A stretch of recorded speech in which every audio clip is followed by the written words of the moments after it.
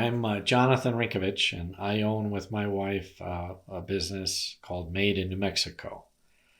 We have a physical store in Taos, New Mexico, and a website. I live in Santa Fe, New Mexico, and have for 15 years. Originally from Michigan, my wife is originally from Houston. Made in New Mexico sells everything that's locally made in New Mexico. It's an eclectic hodgepodge of a lot of products. Red and green chili, specifically jars of both salsas, powders, pods, coffee, bath and body products, jewelry. We have 80 some vendors in the state. The web is probably what I do most of the time. I was working on the website yesterday, changing some gift baskets we have and adding some products. That never ends in some form or another. And then I work with a company called Commerce 12. They do the emails for us and the Google and Facebook advertising. We talk several times during the week. We did an experiment a week ago on this platform called Attentive, which texts people because the phone is so prevalent now. And it did very well over a course of just a weekend, last weekend. The needle went up. It was obvious. The website generally, I would say, is very consistent, kind of boringly consistent during most of the year. And then in September through the end of the year is when it starts to ramp up for Christmas. We make as much, if not more, dough than the last 3 or 4 months than we do in the previous 8, generally, in a normal year, air quotes. The last 4 months of the year, it's just 12 hours a day, 7 days a week. It just never stops. It's 7 to 7, 6 to 6:30 or 7 every day. And when I say that, I mean it. It's not 2-hour lunches. A lunch is what I can eat here at my desk in 10 minutes. I always tease the vendors when they close for lunch. I go, "You get to eat lunch? What's lunch? What is that exactly?" Some days, if I sat here and told you what I did after 10 hours, I go, "I don't know what I did all day, but I did not move from the computer or the phone for 10 hours. A customer wants to do an order. There's a problem with an order. They want to change an order. They didn't get their order. They got delivered to the neighbors. Calling vendors, we need this. We got 100 basket order. That usually happens during Christmas. Can you supply me with 100 jars of salsa or whatever, green chili? It just never stops. It's continually. My wife has been doing the customer service and our recipes on our recipe page for the last 14 months. 14 or 15 months. That's been a big help and saved me a lot of time, or I'd be working 15 hours a day. A lot of it is education, in the sense that there's new people that come, they don't know about green chili or New Mexico or Hatch, and you just have to patiently educate them.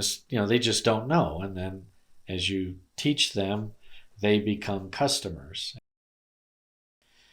What I remember, I was on the golf team, obviously, for 4 years. I lost my senior year in a playoff in the divisional tournament. And then the other guy I played with, Rich Mueller, lost in a playoff for the state tournament, a 3-way playoff, when we were seniors. We were football and baseball state champs in 1980. Amphi was. I remember I got along with a lot of the teachers who were football coaches, because I still am into football. My golf coach in high school he said, "Rinkovich, you're a frustrated football coach." And 40 years later, nothing's changed. So they were good guys. The guys that didn't treat me like a kid, that treated me equally like an adult, is what I remember. Ed Roman was my Spanish teacher, and he was the defensive coach for the football team from Morenci, Arizona. Just a great guy. And Rip DePasco was my golf coach he was from Pittsburgh originally. He was in World War II. The question on the American government, the last question was, who won World War II? And if you didn't write down Rip DePascal, you flunked the class. Rip was a great guy. And there were other teachers that were helpful and treated me as an equal. I remember that from playing golf as a kid. The guys I liked to play with didn't treat me like a kid. I remember that I enjoyed high school, and I sometimes I miss it. I miss Rip and Ed Roman. I miss talking to them. They were good. They were just good human beings. That's what I remember.